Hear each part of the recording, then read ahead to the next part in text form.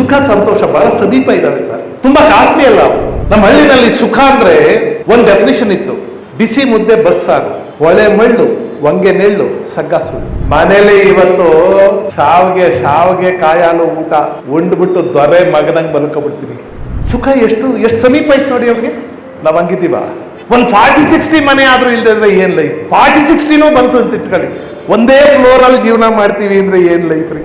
ಬೆಂಗಳೂರು ನಮ್ಮನ್ನು ಪ್ರಚೋದಿಸ್ತಾ ಇರುತ್ತೆ ಜಾಸ್ತಿ ದುಡ್ಡು ಮಾಡುತ್ತ. ನಾವು ಒಂದು ಕಾರ್ ತಗೋತೀವಿ, ಒಂದು 30 ಲಕ್ಷ ಕೊಟ್ಟು 20 ಲಕ್ಷ ಕೊಟ್ಟು ಒಂದು ಕಾರ್ ತಗೋತೀವಿ. ಕಾರ್ ತಗೊಂಡ್ ದಿವಸ ಪರವಾಗಿಲ್ಲ, ಸೈಕಲ್ ಅಲ್ಲಿ ಬಂದೆ ಬೆಂಗಳೂರಿಗೆ, ಇಂಥದ್ದೊಂದು ಕಾರ್ ತಗೊಂಡಿದ್ದೀನಿ, ಸಂತೋಷ ಆಗುತ್ತೆ. ನಮ್ಮ ಪಕ್ಕದಲ್ಲಿ ಯಾವುದೋ 1.5 ಕೋಟಿ ಕಾರ್ ಬಂದ ದಿವಸ ಪುಣ್ಯವಂತರಂತ ಕಾರ್ ತಗೊಂಡವ್ರು ನೋಡಿ ನಮ್ದು ಇಷ್ಟೇ ಲೈಫ್. ಕಂಪ್ಯಾರಿಸನ್ ಅಲ್ಲಿ ಹಾಳಾಗೋಗ್ಬಿಟ್ಟಿದೀವಿ ನಾವು ಬ್ರೈನ್ ವಾಶ್ ಮಾಡ್ತಾ ಇದೀವಿ. ಬದುಕಿರೋ ದುಡಿಯಕ್ಕೆ, ಅಚೀವ್ ಮಾಡೋಕ್ಕೆ, ದೊಡ್ಡವರಾಗೋದಕ್ಕೆ, ಶ್ರೀಮಂತರಾಗೋದಕ್ಕೆ. ಅವನ ಸಂಬಳ ಎಷ್ಟು ಗೊತ್ತಾ, ಇವನ ಆದಾಯ ಎಷ್ಟು ಗೊತ್ತಾ, ಅವನ ಎಷ್ಟು ದುಡ್ದಿದ್ದಾನೆ ಗೊತ್ತಾ? ಮಕ್ಕಳಿಗೆಲ್ಲ ಕಾಲೇಜಲ್ಲಿ ಸ್ಕೂಲಲ್ಲಿ ಹೇಳ್ತಾ ಇದ್ದೀವಿ, ಹಾಳು ಮಾಡ್ತಾ ಇದ್ದೀವಿ. ಒಂದು ವ್ಯಕ್ತಿಯನ್ನ ವ್ಯಾಲ್ಯೂ ಮಾಡೋಕ್ಕೆ ದುಡ್ಡನ್ನ ಬಿಟ್ರೆ ಬೇರೆ ಏನೂ ಗೊತ್ತಿಲ್ಲ ಅಂದ್ರೆ ನಾವು ಹಾಳಾಗೋಗಿದ್ದೀವಿ. ಮನೆಯಲ್ಲಿ ಅಪ್ಪ ಅಮ್ಮನ ಇಟ್ಕೊಂಡ್ರೆ ನಮ್ಗೇನ್ ಲಾಭ ಅಂತ ಯೋಚನೆ ಮಾಡ್ತಿರೋರು ಅವರೇನೆ. ನನ್ಗೆ ಯಾರೋ ಒಂದು ಪ್ರಶ್ನೆ ಕೇಳಿದ್ರು ಓದುವ ಸಲ, ದಸರಾ ಸಮಯದಲ್ಲಿ ಟೈಮ್ಸ್ ಆಫ್ ಇಂಡಿಯಾದವ್ರನ್ನ ಇಂಟರ್ವ್ಯೂ ಮಾಡಿದ್ರು. ನಿಮಗೆ ಮೈಸೂರು ಯಾಕೆ ಇಷ್ಟ, ಮೈಸೂರಿನಲ್ಲಿ ಯಾಕೆ ಬದುಕ್ತೀರಿ ಅಂತ. ನಾನು ಅವ್ರಿಗೆ ಹೇಳಿದೆ, Mysuru is the place which does not demand you to earn more. ಮೈಸೂರಿನ ಜಾಸ್ತಿ ಸಂಪಾದನೆ ಮಾಡುವಂತ ತುಂಬಾ ಪ್ರೆಷರ್ ಹಾಕಲ್ಲ, ಬೆಂಗಳೂರು ಹಾಕುತ್ತೆ. ಯಾಕಂದ್ರೆ ನಿಮ್ಮ ಪಕ್ಕದ ಮನೆಯ ಹತ್ರ ಆಡಿ ಕಾರ್ ಇರುತ್ತೆ, ಆ ಕಡೆ BMW ಓಡಾಡ್ತಿರ್ತವೆ, ಇನ್ಯಾವುದೋ ದೊಡ್ಡ ಭವನ ಆಗುತ್ತೆ. ಪ್ಯಾಲೇಸ್ ಗ್ರೌಂಡ್ ಅಲ್ಲಿ ಅದ್ಯಾರೋ ಒಂದು 50 ಕೋಟಿ ಖರ್ಚು ಮಾಡಿ ಮದುವೆ ಮಾಡಿಬಿಡ್ತಾರೆ.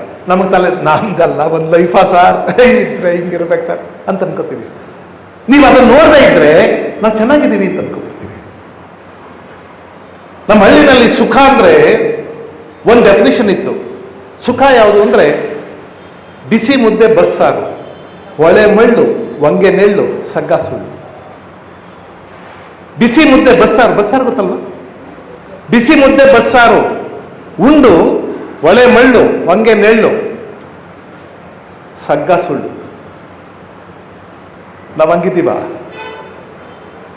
ಏನ್ರಿ ಒಂದು 2000 cc ಕಾರಾರು ತಗೊಳ್ದೇ ಇದ್ರೆ ಏನ್ ಲೈಫ್ ಅಂತ. ಒಂದು 40-60 ಮನೆ ಆದ್ರೂ ಇಲ್ದಿದ್ರೆ ಏನ್ ಲೈಫ್? 40-60 ಬಂತು ಅಂತ ಇಟ್ಕೊಳ್ಳಿ, ಒಂದೇ ಫ್ಲೋರ್ ಅಲ್ಲಿ ಜೀವನ ಮಾಡ್ತೀವಿ ಅಂದ್ರೆ ಏನ್ ಲೈಫ್ ರೀ? ಬೆಂಗಳೂರು ನಮ್ಮನ್ನು ಪ್ರಚೋದಿಸ್ತಾ ಇರುತ್ತೆ, ದುಡಿ ಅಲ್ಲ, ಜಾಸ್ತಿ ದುಡ್ಡು ಮಾಡುತ್ತ. ಈ ಪ್ರಚೋದನೆಗೆ ಒಳಗಾಗುವ ನಾವೆಲ್ಲ ಒಂಥರ ಸ್ಪರ್ಧೆಗೆ ಬಿದ್ದು ಓಡೋರ್ ತರ ಓಡ್ತಾ ಇದ್ದೀವಿ. ಎಲ್ಲಿಗೆ ಓಡ್ತಾ ಇದ್ದೀವಿ ಅಂತ ಗೊತ್ತಿಲ್ಲ. ನಮ್ಮ ಹಳ್ಳಿಗಳಲ್ಲಿ ನಾನು ಕೇಳಿದ್ದೀನಿ, ನಾನು ಚಿಕ್ಕವನಾಗಿದ್ದಾಗ ಮನೇಲಿ ಇವತ್ತು ಶಾವ್ಗೆ ಕಾಯಾಲು ಊಟ ಉಂಡ್ಬಿಟ್ಟು ದೊರೆ ಮಗನಂಗ್ ಮಲ್ಕೊಬಿಡ್ತೀನಿ. ಶಾವ್ಗೆ ಕಾಯಾಲ್ಗೆ ಸರ್, ಶಾವ್ಗೆ ಕಾಯಾಲು ಊಟ ಉಂಡು ದೊರೆ ಮಗನಂಗ್ ಮಲ್ಕೊಬಿಡ್ತೀನಿ ಅನ್ನೋದನ್ನು ಕೇಳಿದ್ದೀನಿ ನಾನು. ಮುದ್ದೆ ಬಿಸಿ ಇರ್ಬೇಕ್ರಿ, ಬಿಸಿ ಮುದ್ದೆ ಇರ್ಬೇಕು, ಒಳ್ಳೆ ತರಕಾರಿ ಸಾರಾಗ್ಬೇಕು. ಉಂಡ್ಬಿಟ್ಟು ಮಲ್ಕೊಬಿಟ್ರೆ ಆಹಾ ನಾರಾಯಣ ಅಂತ ನಿದ್ದೆ ಮಾಡ್ಬಿಡ್ತೀನಿ. ಸುಖ ಎಷ್ಟು ಸಮೀಪ ಇತ್ತು ನೋಡಿ ಅವ್ರಿಗೆ. ನಾವು ದೂರ ಇಟ್ಕೊಂಡಿದ್ದೀವಲ್ವಾ? ನಾವು ಒಂದು ಕಾರ್ ತಗೋತೀವಿ, ಒಂದು 30 ಲಕ್ಷ ಕೊಟ್ಟು 20 ಲಕ್ಷ ಕೊಟ್ಟು ಒಂದು ಕಾರ್ ತಗೋತೀವಿ.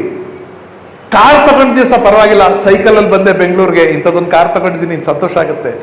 ನಮ್ಮ ಪಕ್ಕದಲ್ಲಿ ಯಾವುದೋ 1.5 ಕೋಟಿ ಕಾರ್ ಬಂದ ದಿವಸ ಪುಣ್ಯವಂತರಂತ ಕಾರ್ ತಗೊಂಡವ್ರು ನೋಡಿ ನಮ್ದು ಇಷ್ಟೇ ಲೈಫ್. ಕಂಪ್ಯಾರಿಸನ್ ಅಲ್ಲಿ ಹಾಳಾಗೋಗ್ಬಿಟ್ಟಿದ್ದೀವಿ ನಾವು. ನಾನು ಇದೆಲ್ಲ ಉದ್ದೇಶ ಮಾಡೋಕ್ಕೂ ಬಂದವನಲ್ಲ, ಅದೇನೋ ಸುಮ್ಮನೆ ಮಾತಾಡಬೇಕು ಅಂತ ಅನ್ನಿಸ್ತು ನನಗೆ. ಹೇಗೆ ಮಾರ್ಗ ತೋರುತ್ತೋ ಹಾಗೆ ಮಾತಾಡೋಣ ಅಂತ ಅನ್ಕೊಂಡೆ. ಆತ್ಮೀಯರೇ, ಇದೆಲ್ಲವನ್ನು ಮಾತಾಡುವ ಸ್ವಾತಂತ್ರ್ಯ ಕೊಟ್ಟದ್ದು ನಿಮ್ಮ ವಿಶ್ವಾಸ, ಅಥವಾ ನಾನು ಅಷ್ಟು ದೇಶಾವರಿ ಅಲ್ಲ ಮತ್ತು ನಾನು ಅಷ್ಟು ಅಸಡ್ಡಾಳನಲ್ಲ ಅಂತ. ಸುಮ್ಮನೆ ಏನೋ ಮಾತಾಡ್ತಿದ್ದೀನಿ ಅಂತಲ್ಲ, ಬದುಕನ್ನ ಬಹಳ ಸಮೀಪದಿಂದ ನೋಡಿದಾಗ ನಮ್ಗೆ ಅನ್ಸುತ್ತೆ ಸುಖ ಸಂತೋಷ ಬಹಳ ಸಮೀಪ ಇದ್ದಾವೆ ಸರ್, ತುಂಬಾ ಕಾಸ್ಟ್ಲಿ ಅಲ್ಲ ಅವು. ನಾನು ಬಹಳ ಸಲ ನಮ್ಮ ಹಾಸ್ಯಗೋಷ್ಠಿಗಳೆಲ್ಲ ಹೇಳ್ತಿರ್ತೀನಿ, ನೀವು ಮೈಸೂರಿಂದ ಮೈಸೂರಿಗೆ ಓಡಾಡ್ತಾ ಇದ್ರೆ ಕಾರಲ್ಲಿ ಹೋದ್ರೆ ರಸ್ತೆ ಪಕ್ಕದಲ್ಲಿ ಉದ್ದಕ್ಕೂ ಹಸಿರು ಗಿಡಗಳು ಕಾಣಿಸ್ತವೆ, ಹಸಿರು ಗದ್ದೆಗಳು ಕಾಣಿಸ್ತವೆ. ರಾಮನಗರ ಚನ್ನಪಟ್ಟಣ ಹೋದ್ರೆ ದೊಡ್ಡ ದೊಡ್ಡ ಬಂಡೆಗಳು ಕಾಣಿಸ್ತವೆ, ಆನಂದವಾಗಿ ನೋಡ್ಬೋದಲ್ವಾ. ದೊಡ್ಡ ದೊಡ್ಡ ತೆಂಗಿನ ಮರಗಳು, ಜೊಂಪೆ ಎಳ್ನೀರು, ಸಂತೋಷ ಪಡ್ಬೋದಲ್ವಾ. ಸಂತೋಷ ಆಗಲ್ಲ, ಯಾಕೆಂದ್ರೆ ಅದೇ ನನ್ನ ಹೆಸರಲ್ಲ ಆಯ್ತಾ ಅಂತ. ಯಾವಂದ ಜಮೀನ್ ನೋಡ್ಕೊಂಡು ನಾವ್ಯಾಕ್ರೆ ಸಂತೋಷ ಪಡ್ಬೇಕು ಅಂತ. ನಾವು ಯಾವಾಗ ಪೊಸೆಷನ್ ಬರ್ತೀವಿ, we can never be happy. ಸಂತೋಷವಾಗಿರೋಕ್ಕಾಗದೇ ಇಲ್ಲ. ಬದುಕಿರೋದು ಸಂತೋಷಕ್ಕೆ ಅಂತ ನಾವು ಸಮಾಜ ಕಟ್ಟದೆ ಹೋದ್ರೆ ನಾವು ಬ್ರೈನ್ ವಾಶ್ ಮಾಡ್ತಾ ಇದ್ದೀವಿ. ಬದುಕಿರೋದು ದುಡಿಯಕ್ಕೆ, ಅಚೀವ್ ಮಾಡೋಕ್ಕೆ, ದೊಡ್ಡವರಾಗೋದಕ್ಕೆ, ಶ್ರೀಮಂತರಾಗೋದಕ್ಕೆ. ಅವನ ಸಂಬಳ ಎಷ್ಟು ಗೊತ್ತಾ, ಇವನ ಆದಾಯ ಎಷ್ಟು ಗೊತ್ತಾ, ಅವನೆಷ್ಟು ದುಡ್ದಿದ್ದಾನೆ ಗೊತ್ತಾ. ಮಕ್ಕಳಿಗೆಲ್ಲ ಕಾಲೇಜಲ್ಲಿ ಸ್ಕೂಲಲ್ಲಿ ಹೇಳ್ತಾ ಇದ್ದೀವಿ, ಹಾಳು ಮಾಡ್ತಾ ಇದ್ದೀವಿ ಅವ್ರನ್ನ. ಸುಂದರ್ ಪಿಚೈ ಅವನ ಸಂಬಳ ಎಷ್ಟು ಗೊತ್ತಾ, ಸತ್ಯ ನಾಡೆಲ್ಲ ಅವನ ಸಂಬಳ ಎಷ್ಟು ಗೊತ್ತಾ. ಮಕ್ಕಳಿಗೆ ಹೇಳ್ತಿದ್ದೀವಿ, ಎಂಥ ಅಚೀವ್ಮೆಂಟ್ ಅದು. ಅಚೀವ್ಮೆಂಟ್ ಅಂದ್ರೆ ಇದೆ ಅಂತ. ಬಂಧುಗಳೇ, ವ್ಯಾಲ್ಯೂ ಅಂಡ್ ಪ್ರೈಸ್ ಅಂತ ಎರಡಿದೆ. ವ್ಯಾಲ್ಯೂ ಬೇರೆ, ಪ್ರೈಸ್ ಬೇರೆ, ಮೌಲ್ಯ ಬೇರೆ, ಬೆಲೆ ಬೇರೆ. ನಾವೆಲ್ಲ ಹೆಂಗಿದೀವಿ ಅಂದ್ರೆ ನಾವೆಲ್ಲವನ್ನು ಬೆಲೆ ಕಟ್ಟಿ ಅಳಿಯೋಕೆ ಶುರು ಮಾಡ್ತೀವಿ.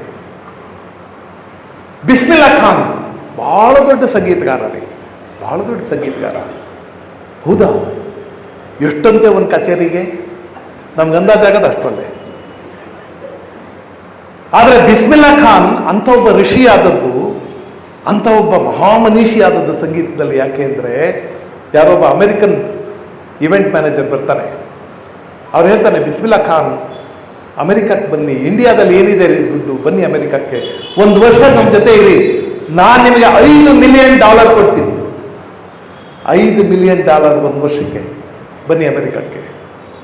ಬಿಸ್ಮಿಲ್ಲಾ ಖಾನ್ ಹೇಳ್ತಾರೆ, ಅವರೊಬ್ಬ ಮುಸಲ್ಮಾನ್, ಅವ್ರು ಹೇಳ್ತಾರೆ, ಸಂಗೀತ ಡಾಲರಲ್ಲಿ ಹುಟ್ಟಲ್ಲ ಸ್ವಾಮಿ. ನನ್ನ ಸಂಗೀತ ಹುಟ್ಟೋದು ಗಂಗಾ ನದಿಯಿಂದ, ನನ್ನ ಸಂಗೀತ ಹುಟ್ಟೋದು ಹಿಮಾಲಯ ಪರ್ವತಗಳಿಂದ, ನನ್ನ ಸಂಗೀತ ಹುಟ್ಟೋದು ಕಾಶಿ ವಿಶ್ವನಾಥನ ದೇವಸ್ಥಾನದಿಂದ. ಬಿಸ್ಮಿಲ್ಲಾ ಖಾನ್ ಋಷಿಯಾಗಿದ್ದು ಅದಕ್ಕೆ ಅವನೊಂದು ಕಚೇರಿಗೆ ಎಷ್ಟು ತಗೋತಾನೆ ಅಂತಲ್ಲ. ನಾನು ಯಾರೋ ನಮ್ಮ ಸ್ನೇಹಿತರಿಗೆ ಹೇಳ್ತಾ ಇದ್ದೆ, ಎಸ್ ಜಾನಕಿ, ನನಗೆ ಅವರು ನೋಡಿದಾಗೆಲ್ಲ ನಿಮ್ಮಂಥ ಮನುಷ್ಯ ಯಾಕೆ ಅಂತ ಅನ್ಸೋದಿಲ್ಲ, ಒಂದು ದೇವತೆ ಯಾಕೆ. ನೀವು 6, 7, 8 ವರ್ಷದ ಮಗುನ್ ಮಾತಾಡ್ಸಂಗಾಗತ್ತೆ ಅವ್ರನ್ನ ಮಾತಾಡ್ಸಿದ್ರೆ. ಒಂದು ಜೀವ 56,000 ಹಾಡುಗಳನ್ನ ಹಾಡಿದೆ 17 ಭಾಷೆಯಲ್ಲಿ. 17 ಭಾಷೆಯಲ್ಲಿ. ಹೈಸ್ಕೂಲ್ಗೆ ಹೋಗಿಲ್ಲ, ಕಾಲೇಜ್ಗೆ ಹೋಗಿಲ್ಲ ತಾಯಿ. 56,000 ಹಾಡುಗಳನ್ನ ಹಾಡಿದ್ದಾರೆ. ನೀವು ಇವಾಗ ಕೂತ್ಕೊಂಡು ಒಂದಾದ್ಮೇಲೆ ಒಂದು ಹಾಡು ಕೇಳಿದ್ರು ಎಷ್ಟೋ ವರ್ಷ ಬೇಕು ಹಾಡು ಕೇಳಿ ಮುಗಿಸೋದಕ್ಕೆ. ಅಷ್ಟು ಹಾಡನ್ನ 17 ಭಾಷೆಯಲ್ಲಿ ಹಾಡಿದ್ದಾರೆ. ನಾನು ಯಾರೋ ಒಬ್ಬನಿಗೆ ಹೇಳ್ತಾ ಇದ್ದೆ, ನನ್ನ ಫ್ರೆಂಡು 2 PhD ಅವನು. ಏನು ವಿಸ್ಮಯ ಅಲ್ವಾ ಸರ್. ಹೈಸ್ಕೂಲ್ ಕೂಡ ದಾಟದೇ ಇದ್ದಂಥ ಒಬ್ಬ ಹೆಣ್ಮಗಳು 50 ವರ್ಷಗಳಲ್ಲಿ 56,000 ಹಾಡು 17 ಭಾಷೆಯಲ್ಲಿ ಹಾಡ್ತಾರೆ ಅಂದರೆ ಏನು ಅದ್ಭುತ ಅಲ್ವಾ. ಅವನಂದ, ಏನ್ ಸರ್ 56,000 ಹಾಡು, ಆವ್ರೇಜ್ ಒಂದು ಹಾಡು 10,000 ಅಂದ್ರೆ ಎಷ್ಟು ದುಡ್ಡಾಗೋಯ್ತು ಸರ್. ಇವನ್ಗೆ 2 PhD. ನಮಗೆ ಒಂದು ವ್ಯಕ್ತಿಯನ್ನ ವ್ಯಾಲ್ಯೂ ಮಾಡೋಕ್ಕೆ ದುಡ್ಡನ್ನ ಬಿಟ್ರೆ ಬೇರೆ ಏನೂ ಗೊತ್ತಿಲ್ಲ ಅಂದ್ರೆ ನಾವು ಹಾಳಾಗೋಗಿದ್ದೀವಿ. ಇದೊಂದು ದೇವಸ್ಥಾನ ತುಂಬಾ ಚೆನ್ನಾಗಿ ಕಟ್ಟಿದ್ದೀವಿ. ಯಾರು ಬರ್ತಿದ್ದಂಗೆ, ಅರೆ ಏನ್ರಿ ನೀವು RT ನಗರಲ್ಲಿ ಏನ್ ಸೈಟ್ ವ್ಯಾಲ್ಯೂ ಇದೆ, ಬರೀ ಸೈಟ್ಗೆ ಏನಪ್ಪ 10 ಕೋಟಿ ಆಗತ್ತಲ್ಲಪ್ಪ ಇದು ಅಂತಂದ ಅಂದ್ರೆ ಅವನಿಗೂ ದೇವಸ್ಥಾನಕ್ಕೂ ಸಂಬಂಧ ಇಲ್ಲ. ಯಾಕಂದ್ರೆ ನಾವು ಅಷ್ಟು ಹಾಳಾಗೋಗ್ಬಿಟ್ಟಿದ್ದೀವಿ. ಅವರೇನೇ ಮನೆಯಲ್ಲಿ ಅಪ್ಪ ಅಮ್ಮನ ಇಟ್ಕೊಂಡ್ರೆ ನಮ್ಗೇನು ಲಾಭ ಅಂತ ಯೋಚನೆ ಮಾಡ್ತಿರೋರು ಅವರೇನೆ. Unproductive people simply keeps murmuring. ಏನು ಕೆಲಸ ಆಗಲ್ಲ, ಏನು ಮಾಡಲ್ಲ, ಔಷಧಿ ಖರ್ಚು, ವಯಸ್ಸಾದವರು ಅಂತ ಯೋಚನೆ ಮಾಡೋಕ್ಕೆ ಶುರು ಮಾಡಿದ್ರೆ ಮನುಷ್ಯ ಯಾರು ಬೇಡವಂತಾರೆ.